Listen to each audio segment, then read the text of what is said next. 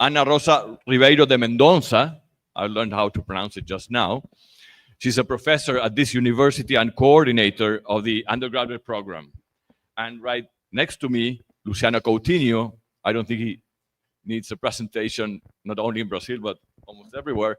But he's also a professor at this university, but most importantly, and known for being former president of the BNDES for almost 10 years, right? So thank you very much for being here. Thank you all for being here as an audience, and I'll handle the first 20 minutes to Ana Rosa.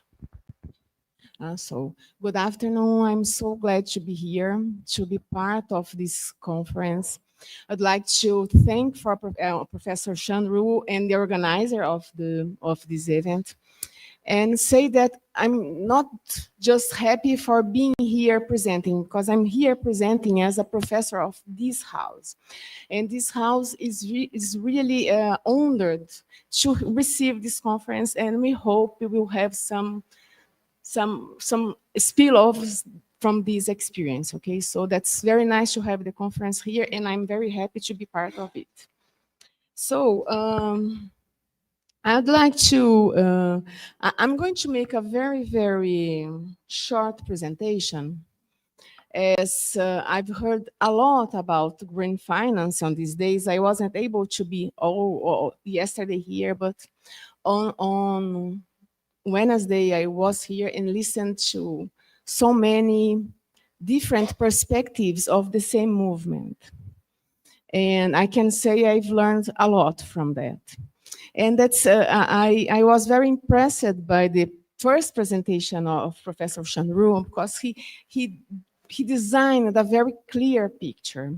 And you see, Professor, these worries about leaving this process of financing the transition or the mitigation or the adaptation from this private market perspective is in the base of our worries here. And our work started, Fernanda and I, we have a work together on this, and our main worries started from this. You have to think about other possibilities to add, to aggregate to these big efforts that we have to face here.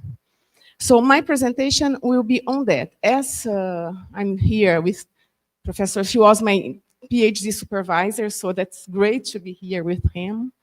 But we couldn't talk about BNDES or even about development banks, having Professor Luciano here, and also a person from BNDES also. So I will talk about public banks in general, worrying about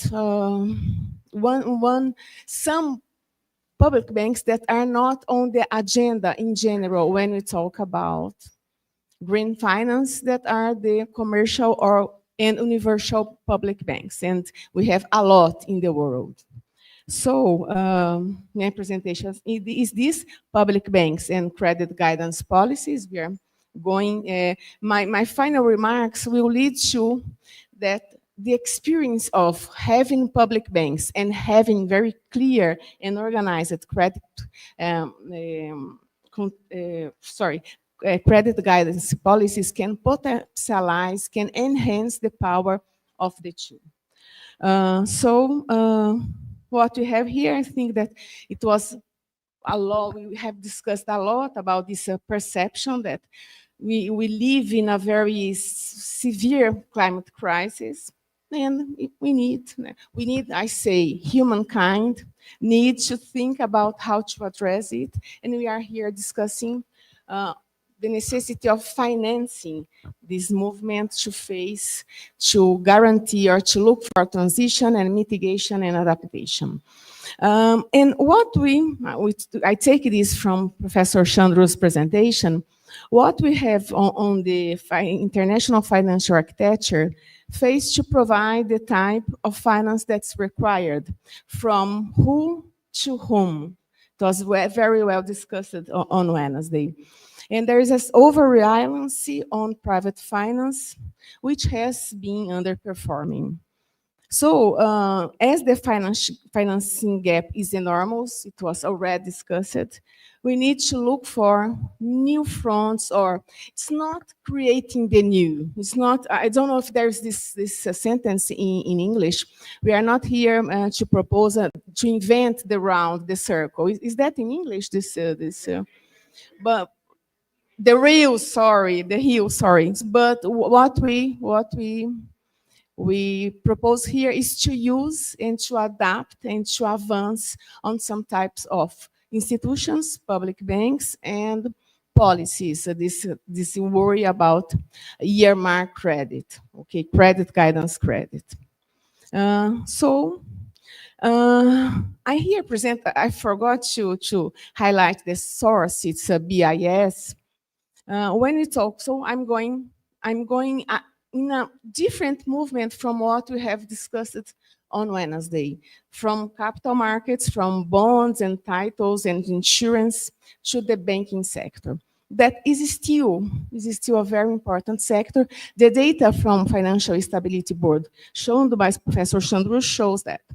So if you take, this data is from the end of last year, the total credit from all sectors, not only banking, to private non-financial sector, from all the countries that are measured by BIS, something like 40 countries, we have this volume of credit, almost $150 trillion. And if you go to banks, they are in charge of $90 trillion of credit to private non-financial sectors. So it's still very important. We don't have here advanced or what they call emerging economies, but this data shows us that they are very, very important. Some information from the World Bank also tells us that when we talk about peripheral economies, that they call emerging economies, banks play a crucial role, but still they are not contributing very much to climate finance. Okay, so I took this data from, just to highlight my point, from the global landscape of climate finance. They are from the end of 2023. What we see from 2017 to 2022, an increase on the amounts of climate finance by public and private sectors. We see a huge increase, even in the private. Okay, on the large numbers, what we've been discussing here, that when we go to the points, that's not the same pictures, but we see that. Even from commercial and financial institutions, we can see the first line. When we go to the public, we see governments, we see multilateral climate funds, and we see the central importance of the national development institutions. You see, they are very important on this movement, okay? But also, that's what I'm going to highlight. We see a participation of other state-owned financial institutions that we are going to call here public banks, or commercial or universal public banks. They have a role that can be enhanced, okay? That's the idea here to think about it. So these data are from I don't know if I detached that, Bank Focus. What we have at this moment, 2024, are almost 1,200 institutions, bank and financial institutions all over the world. And they have assets exceeding $91 trillion, okay? In this data, they are putting together central banks, development banks, and other public financial institutions, okay? But what we see is an important movement. Regarding the development banks, that I'm not going to, they are central, they've been working a lot, they can do better, they organize themselves in networks. And they are doing, and I'd like just to detach after, I'm sure that Luciano is going to very further on this.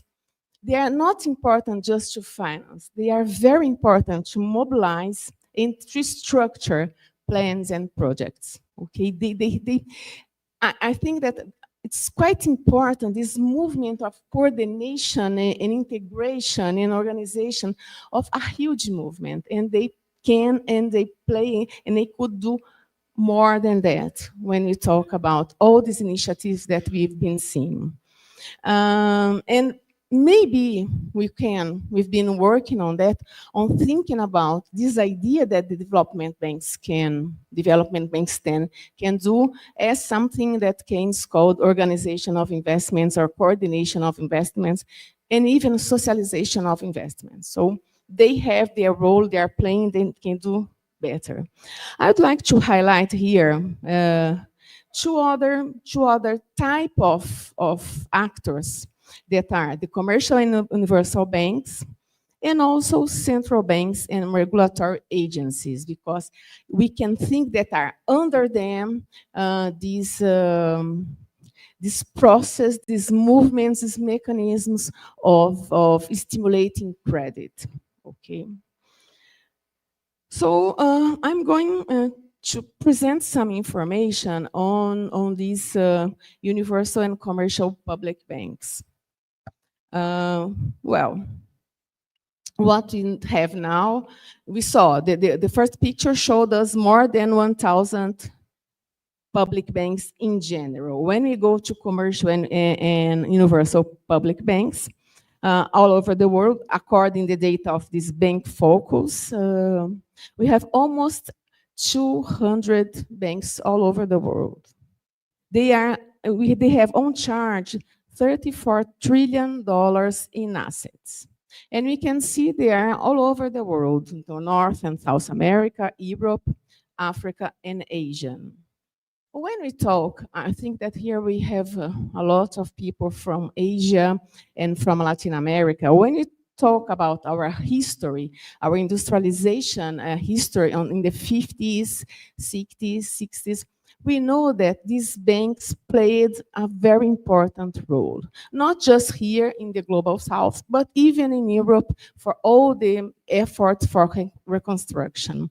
But here for us, they are quite important. And we can, for example, detach BNDES that was created on early 1950s. Okay, so they have this major role.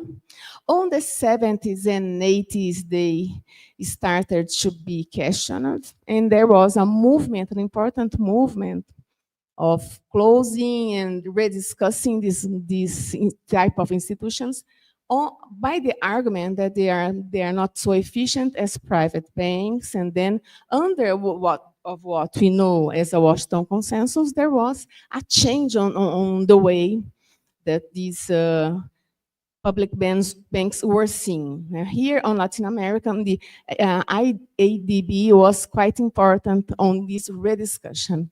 And so, but on the 2000s, especially after the global financial crisis, they were again revived, and their importance was really highlighted. Brazil is quite an important example to show how important they were for facing the international crisis. BNDES, under Professor Luciano's management, Banco do Brasil and Caixa Econômica Federal, they were really very important. Again, on the COVID crisis, in another framework, because we had important change here, as you know, even on the discussion of public banks, they were still quite important to face the crisis, especially to grant credits for small and medium enterprises, because the private sector didn't want to do that. They even did by this program that was organized by the central government and the public banks. So we are here to discuss that this type of institution can and should work as another track, another trend to face, to finance, to mobilize resources for the transition, for the adaptation, and for the what I'd like to highlight here is that by the time we know that development banks are more sized for facing investment because they work with long-term resources, that commercial and universal banks work also and mainly with short term, but they can also, and they doing different experiences that happens here in Brazil with long term. And they have, as commercial or universal banks, they are part of the monetary system and they are able to create credit and create money. So they can create resources. Okay, so they can play an important part on this. You have a great diversity of institutional arrangements all over the world. And I see that I already used it 15 minutes, so I will have to go very, yes, I've seen that. Thank you. Just here, just a map. I wasn't able to look just the global south, but this map shows us how capillary is the presence of public banks all over the world, okay? And I see here Brazil shows just BNDES as a development bank. That's so we sure have more than that, much more than that, regions that are served by public banks. So I'm going very quick on this. The other arm or the other track that I was supposed to discuss here was the role of central banks and regulatory agencies by regulating and creating a normatization to guide credit policies, what I'm calling here credit guidance policies. They had a historical role on credit allocation policies in Latin America, in Asia, and also in Europe. But that important part of this framework, especially on the global north, was just disorganized on the 90s. We still have that, and many Asian countries still have that. So we are calling here, what we are talking here, are different type of arrangements. We can have arrangements with a specific institutional environment, as Brazil does, but also we can think about credit policy as a part of the monetary policy. A lot of that, there's a broad literature that's leading with that. Or thinking about how central banks act or work beyond the idea of just inflation targeting and interest rates and stabilization of the inflation. So there's a huge discussion on this, on rethinking about this monetary policy framework, including credit policies. So when you talk about credit, this movement of credit allocation, these credit guidance policies, we can work. The experiences show working with institutional arrangements and also with the action of the central bankers or central banks. What we see here, that's a lot of experiences all over the world historically after the in the 50s and 60s, but still some in peripheral experiences also, like in Asia, Latin America, but still, especially in peripheral countries, and especially in Asia, we still have important arrangements for doing that. So what I'm proposing here, I'm going to end very shortly, we can discuss longer after that, is that what we have, the problem that we have, a climate crisis, and our existence depend on facing it, and how to finance is central, is fundamental.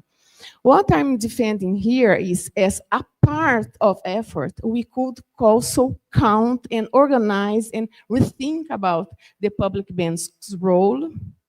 But this combination of public banks and green credit guidance policies can enhance the effects, can coordinate, can organize it. I'm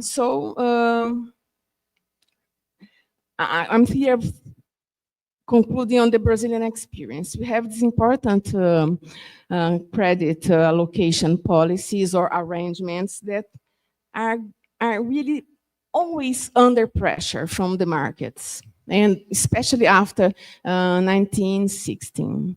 But so we have to keep it, but it's not enough. It has to enlarge, it has to develop, to face this new enormous challenge that are facing the climate crisis. So that's it. Thank you very much. Thank you, Ana Rosa. Professor Coutinho, I think you might want to move there. Okay. Big pleasure to attend this seminar. I wish to thank Professor Chandru and all the organizers for the chance to discuss such important issue, which is the financing for the climate crisis. And I wish also to compliment Ana Rosa for very interesting and very rich data showing the importance of banks. And there is a big difference between banks and the private capital markets. Private capital markets are huge, but they're not regulated, and they only seek short-term profits. If we don't have these in mind, we should not be so confident that they could do the job. It's not, they're not an adequate agent to, they may contribute if they have if they have some of the incentives, but they will not be a solution for the climate crisis. So I'll go through it very fast. This is not working. Okay. I'm going to start saying that the situation is not very favorable now. Why? Because we have this fierce dispute of geopolitical hegemony between the US and China.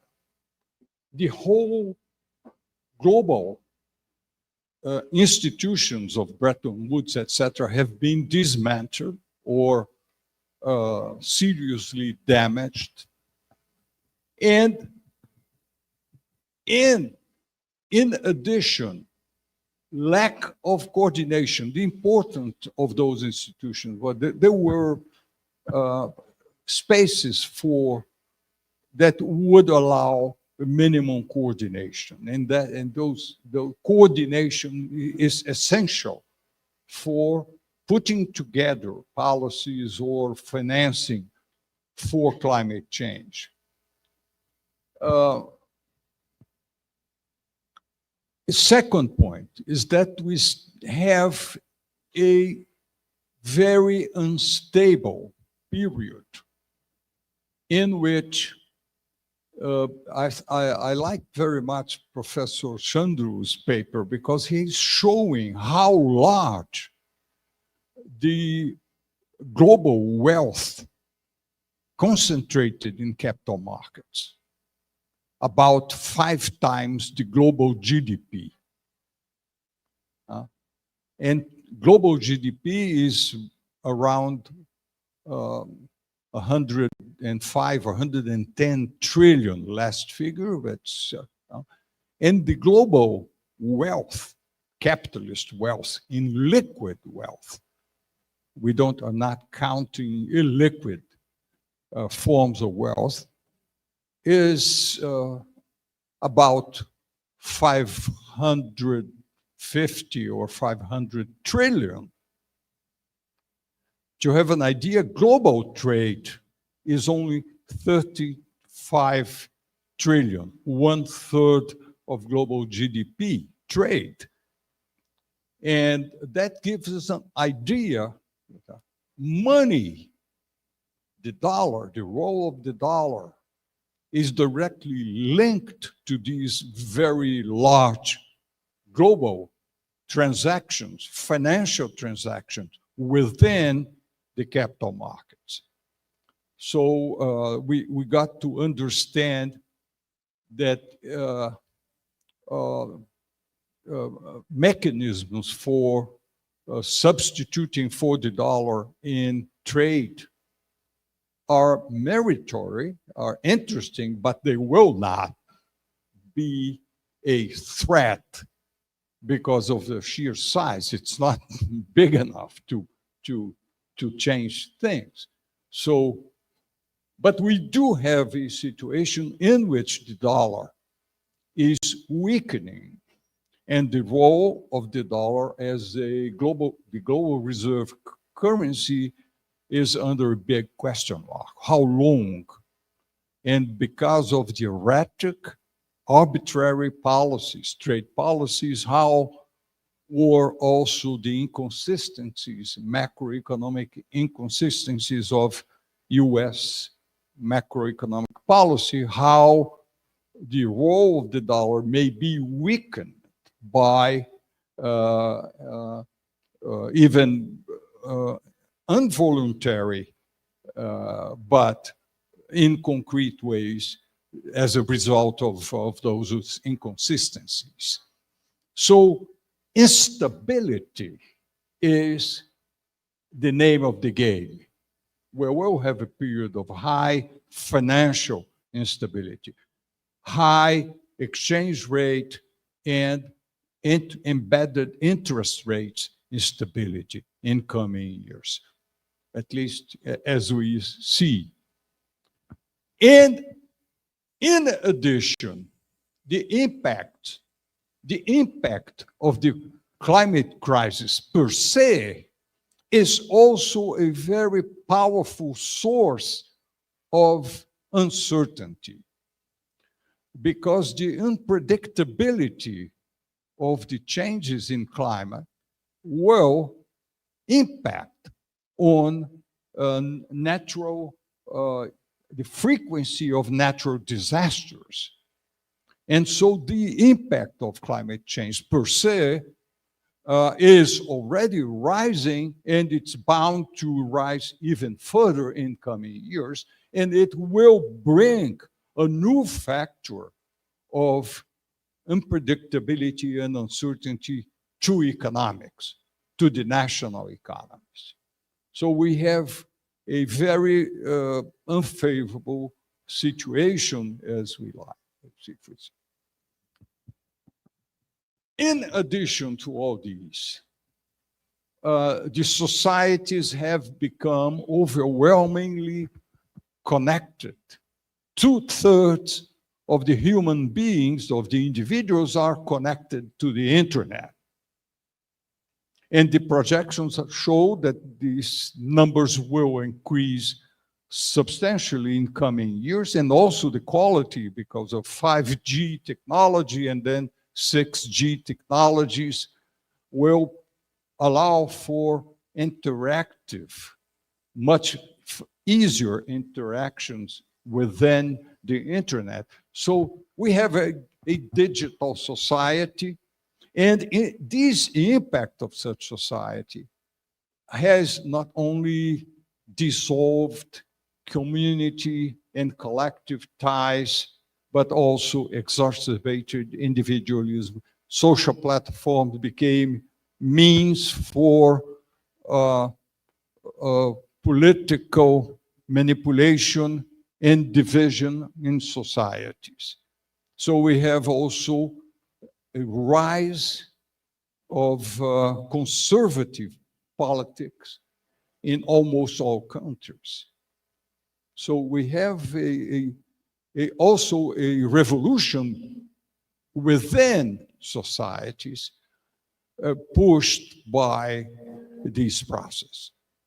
And of course, all these come together because to face the climate crisis, one would need, let's move I will skip the demographics. The demographics is also an interesting point, but we can move to it later. So uncertainties have worsened a lot.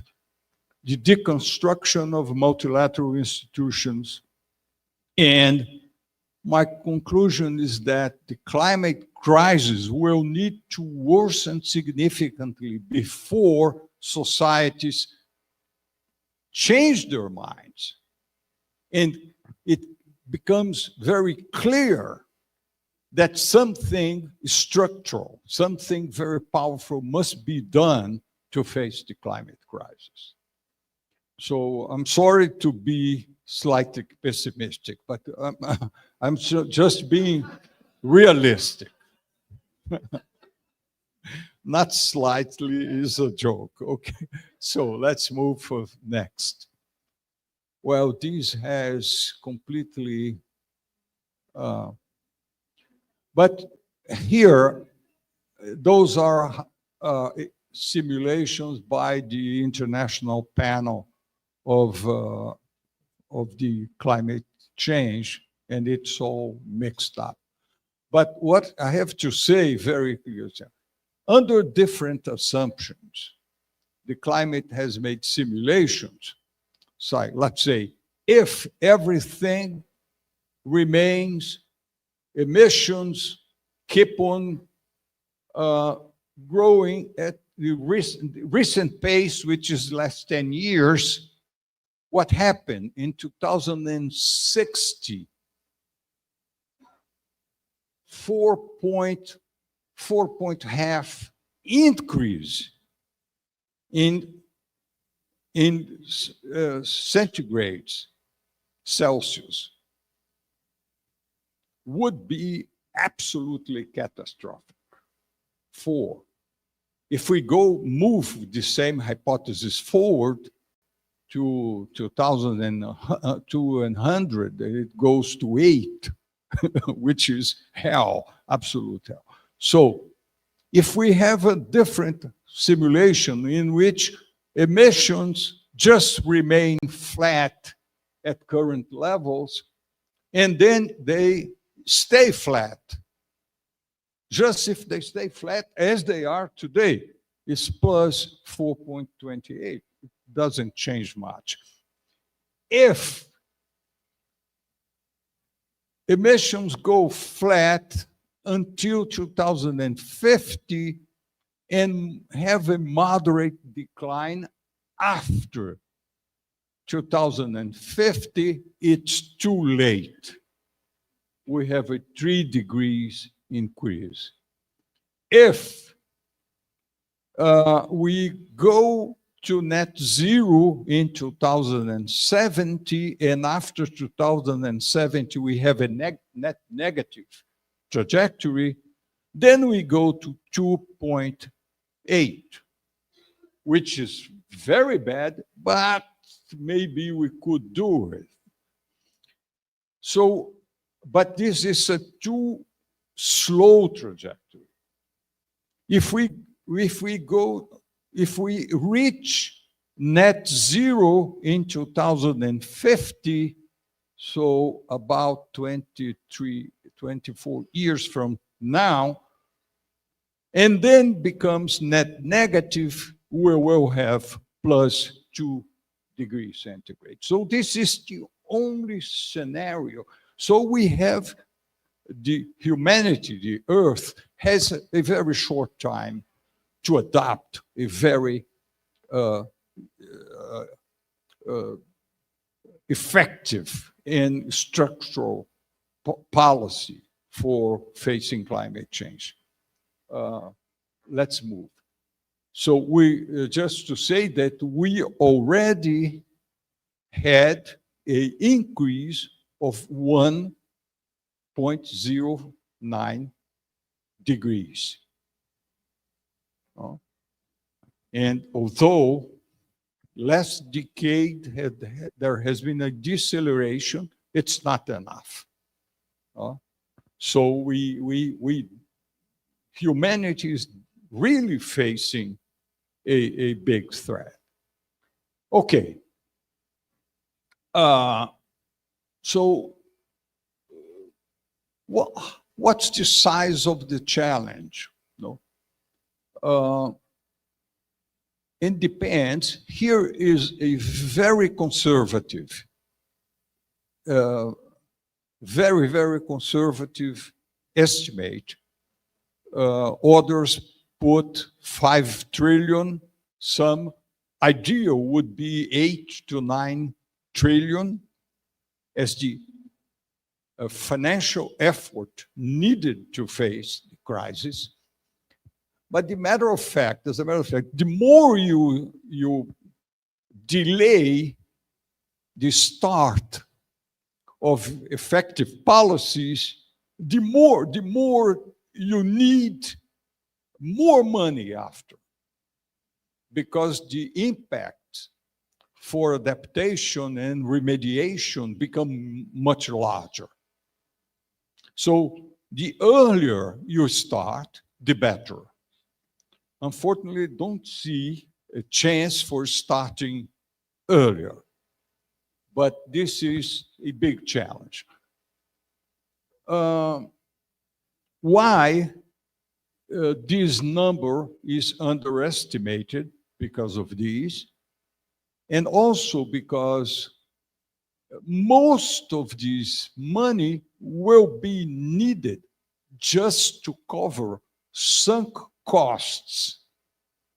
And those sunk costs have no rate of return. Either is a negative or is a big negative number. You're just sinking money into a big problem, particularly for prevention, for adaptation, and remediation. No? So, in this mean that the main thrust for facing the climate crisis will fall in public budgets, or alternatively in public indebtedness. I am skeptical that the increase in taxation will be accepted, because taxation, maybe in some countries, there is still a tolerance for increasing taxation, but I don't see it, at least in the case of Brazil. Brazil has already a overall tax burden of around 33% of GDP, which is in the limit of the private sector is very much united against these, any further increase in the tax burden. But maybe in some economies, it may be possible to increase the tax burden earmarked for the climate crisis, and maybe large economies can issue more debt, although most of the developed economies, rich economies, are already highly indebted. So there is a real challenge here, because this is a political question. No? In order either to reallocate budgets to prioritize sustainability, this is a political fight. This would require a political system in which, in societies that are backing parties, backing the politics, that would support in Congresses, if we're talking about democracies, or if supporting leaders that are determined to face the challenge. Okay, so this is a big challenge.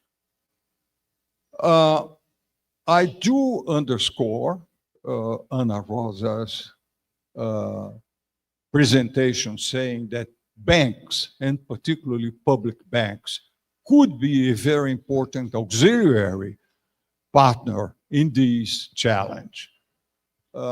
First, because they are banks, and banks are institutions that can be transparent. Banks are regulated. Banks are more differently from capital markets. And I wish here just to go very, very rapidly through the experience of the IDFC. The IDFC was an international development finance club, was created in 2011 by a group. Initial group had 8 to 9 founding members, and the main leading banks at that time were the KfW of Germany and BNDES. And the two institutions served in the steering committee of this club. And this institution still exists, and now it has 27 members. It had the French agency, development agency, JICA from Japan, DBSA, South Africa Development Bank. We had also the Turkish bank, the Korean, and the Chinese Development Bank. The Chinese development participated in the beginning, and then it withdrew from the club. It still formally is there, but it didn't participate strongly. And now it's I lost track. I served in the steering committee of this.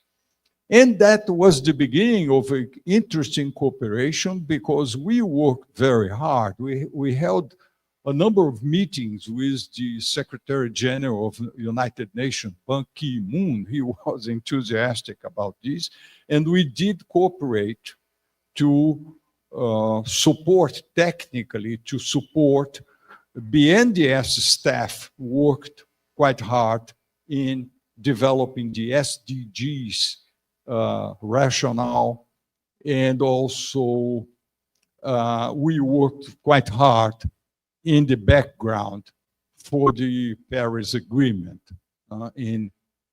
So those banks were very engaged, and they, between the numbers that I had, between 2015 and today, they disbursed around 1.7 trillion, and which mean around an average of 188 billion per year for climate finance.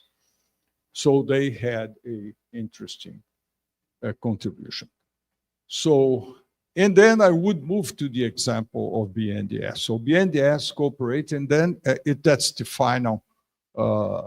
BNDES, that was during my period. I thought that we would have a managing director of the bank, so I didn't, and of course I don't know as much about current, but I know superficially that the bank has returned, because one interesting thing to say is that when the Brazilian politics changed in 2016 after ousting President Dilma Rousseff from office, the governments that first 2 years of Temer administration and Bolsonaro administration, they did reverse the policies.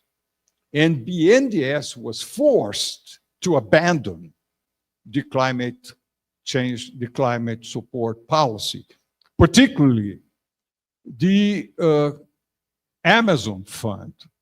So during my term, one of the initial things we did was to create a special directorate in the bank for climate sustainability. And that was managed by a director and a qualified team. And then we worked hard to create, to structure, and to make the fundraising of the Amazon Fund. The Amazon Fund was a very precious tool because it was all made of donations. And because donations, I had to work hard with the Congress to make donations tax exempt. So we had a precious tool to allocate, not credit, but allocate grants for NGOs and for projects that would generate sustainable activities in the Amazon, and also help repress the criminal exploitation of the Amazon by illegal mining and illegal cattle ranching and deforestation. All that required that we would fund the federal police, helicopters, etc. We had to fund an entirely repressive apparatus controlled by satellite, very effective. And then we had to support also fire extinguishing, I don't know how to say, bombero, equipment for, and organized people to fight fires. And then we had to support NGOs and new activity. It was a precious fund. The main donor was the Norway, and then other countries followed. And then the fund was closed after 2018 by the Bolsonaro administration, by that minister that I've even forgot his name, so I don't like him, that representative here from the state of São Paulo, so that passou a boiada, aquele que passava a boiar. Salles. So the Amazon Fund now was reinitiated. The fund is operational again, and it's directly related to the rate of deforestation. And the interesting thing, we did accept the challenge. If we showed that the deforestation was declining, then we would have more money. But was a result-based kind of support. And we were successful because we did deliver. And now the fund is again, in the current administration, starting again to help that the curve for deforestation move down. So we had also a very close cooperation with Minister Marina and Minister Isabella at the Ministry of Environment. We had a hard time, I would say, not so hard, but to change the mindset of the staff of the bank. The staff of the bank was not trained to be aware of the need for guidance, because we had to condition that particularly large infrastructure projects would either have a lot of compensation for the damages, environmental damages, or we had to either select projects. And so that was a very interesting thing, was a kind of education of the staff of the bank, and the bank has a highly qualified, high quality staff, and it was not so easy, but there were some people that did resist, had a different view. And we had to learn to interact with the NGOs was also a challenge. And that's the successful achievement of the Amazon Fund. So that's the final word, saying that although a BNDES is a very large and very competent bank and could do many of it can blend, it can de-risk, it can guide credit because it's big and powerful, and because the private banks do respect the bank. That's the only way. Otherwise, if you think that pure private criteria be enough for capital market funds, we should welcome them. I'm not against, we should welcome them, but you must have a public purpose institution capable of organizing the financing in a satisfactory way and with a long-term project. If you don't have a long-term vision, if you don't understand, then the climate change is clearly a very long-term policy, and you have to sustain it. There is no way private markets have capability to pursue long-term rationality, because they do pursue short-term profit maximizing. It's in their DNA. There is no way to be different. So we cannot, we got to understand and how to combine and how to attract, how to use the carbon credit market to mix. But I do believe that public banks are a very powerful, maybe a very powerful, of course, it's not an absolute thing, but can be a very powerful tool for this challenge. Thanks.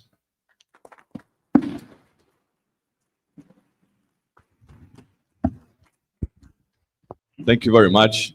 Great panel. And before we leave, Chandru, I think you have to share with us some closing remarks, right?